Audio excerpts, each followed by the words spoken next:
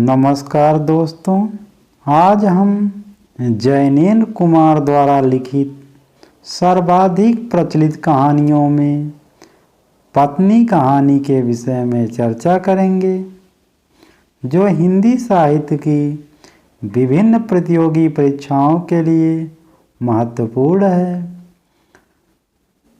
पत्नी कहानी में प्रमुख रूप से दो पात्र रहते हैं, जिसमें स्त्री पात्र सुनंदा और उसके पति कालिंदी चरण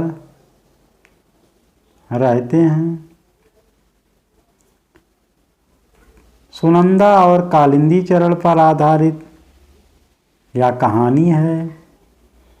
इस कहानी में भारत की नारी दशा अर्थात एक पत्नी की दशा को और उसके मनोभावों को जैनेन्द्र कुमार ने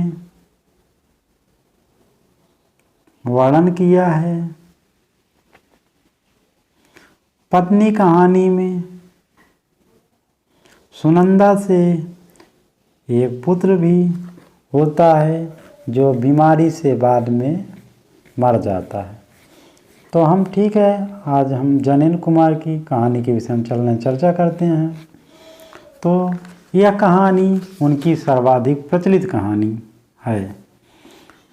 तो इस कहानी की केंद्रीय पात्र सुनंदा है, जो एक स्त्री पात्र है। सुनंदा का पति कालिंदी चरण भारतीय स्वाधीनता आंदोलन में सक्रिय आंदोलनकारी है। उसका वर्णन इस कहानी में है, लेकिन कहानी में कालिंदी चरण का चित्रण स्वाधीनता आंदोलन के नायक के रूप में विस्तारित न होकर सुनंदा के पति के रूप में विस्तारित है, जो सुनंदा के चरित्र को, उसके मनोविश्लेषण को विस्तारित करने में सहायता प्रदान करता है।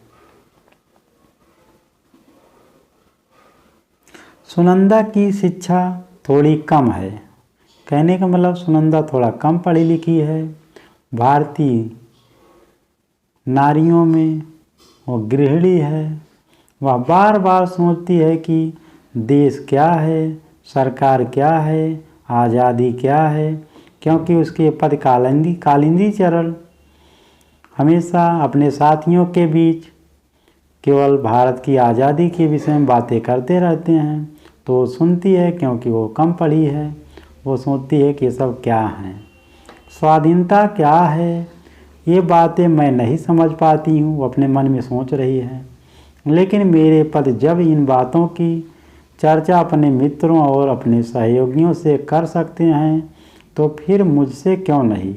और सुनंदा सोच रही है कि मेरे पति जो है अपने साथियों के बीच हमेशा आज़ादी, स्वाधीनता आदि बातों की चर्चा करते रहते हैं, पर मुझसे कभी क्यों नहीं करते हैं। मुझसे भी बताना चाहिए कि क्या चीज़ है आज़ादी, क्या स्वाधीनता है, किस विषय में वो हमेशा बहस करते रहते हैं अपने साथियों से।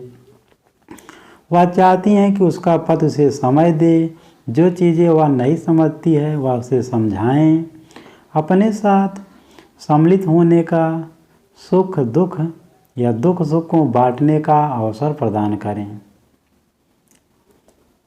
कालिंदी चरण अपनी पत्नी को इन बातों में सम्मिलित नहीं करता। यही चीज़ें सुनंदा को भीतर ही भीतर कचोटती रहती हैं। पति देर से आता है। कालिंदी चरण कभी रात को 11 बजे आते हैं, तो कभी 12 बजे अपने साथियों के साथ आते हैं। हम दिन भर स्वाधीनता के प्रति बहस करते रहते हैं और बिजी रहते हैं, अपनी पत्नी को ध्यान नहीं देते हैं, ना अपना ही ख्याल करते हैं। उसके साथ कुछ और मित्र आ जाते हैं, जिसकी खबर पहले से सुनंदा को नहीं है। अंततः वह अपने पति का पूरा खाना पति और उसके दोस्तों के सामने परोस देती है। वह अपने लिए खाने पीने के कुछ बचा कर नहीं रखती। जो सुनंदा है उसके पति कालिंदी चरण बिना बताए अपने साथियों को लेकर 11-12 बजे आ जाते हैं। अब सुनंदा तो केवल अपने लिए, अपने पति के लिए भोजन बनाई रहती है। वो बेचारी अपने पति के और उनके मित्रों को खाना परोस देती है, अपने लिए भी नहीं रखती है। फिर अंगीठी बुझ जाने के कारण फिर से खाना बनाना भी संभव नहीं है, क्योंकि रात को 1 बज जाते हैं। उसके मन में यह बात उठती है कि उसने घर का सारा खाना पति के सामने दे दिया। उसके पति ने एक बार भी उससे यह क्यों नहीं पूछा कि तुम अपने लिए कुछ बचा कर रखा है या नहीं। उसको ये बातें अखरती रहती हैं।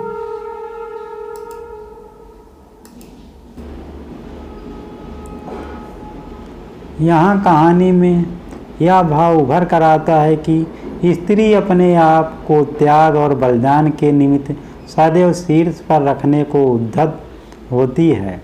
वह सोचती है कि मेरे मन में यह बात आई भी कैसे। मैं तो एक दिन अपने पति को या उसके मित्रों को अपने हिस्से का भोजन कराकर पुण्य ही अर्जित किया है।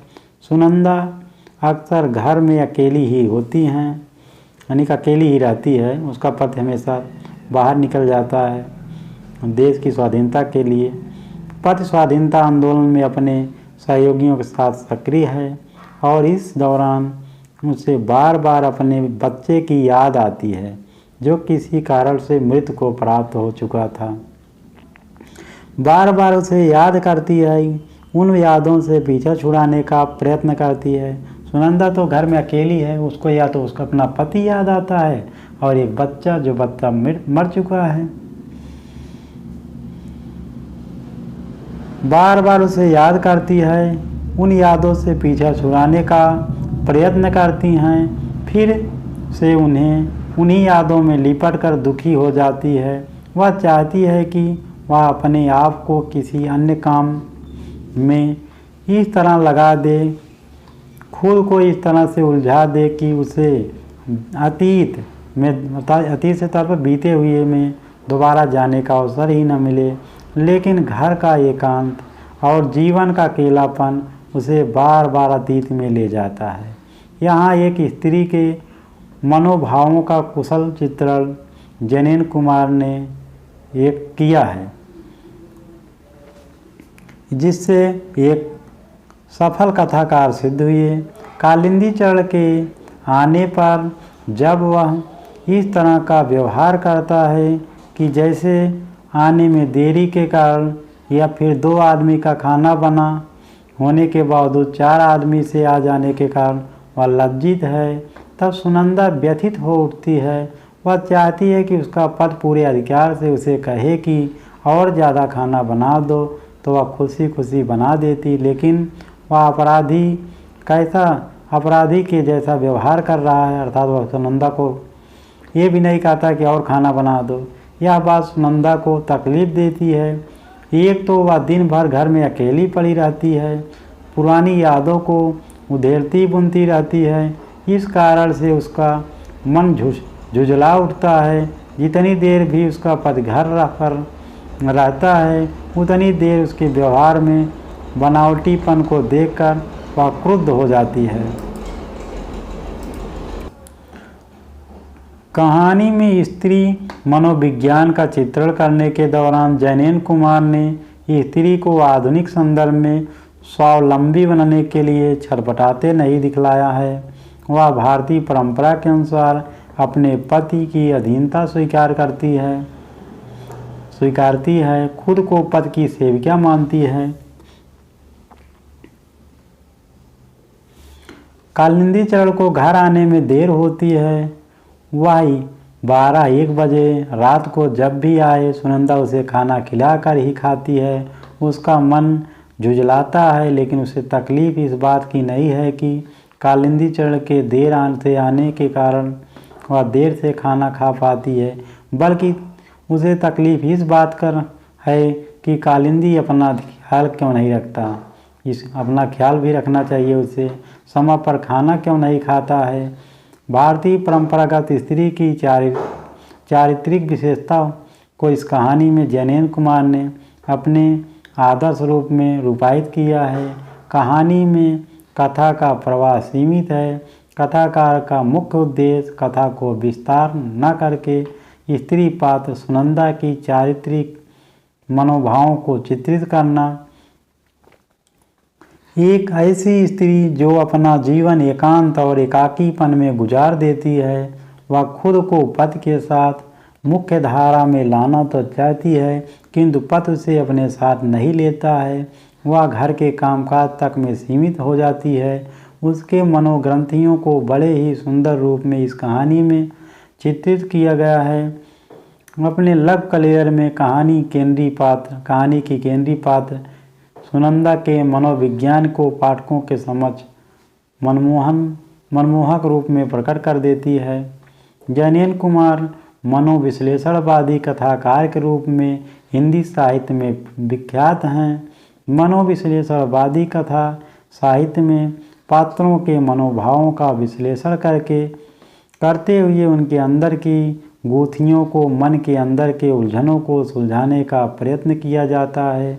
वहाँ ध्यान यह रखा जाता है कि जिस पात्र के माध्यम से कथानक को बुना जा रहा है, उस पात्र के बाहर के वातावरण का चित्रण उतना ही किया जाता है जितना कि उस पात्र के मानसिक उद्रेक को सुलझाने के लिए आवश्यक हो।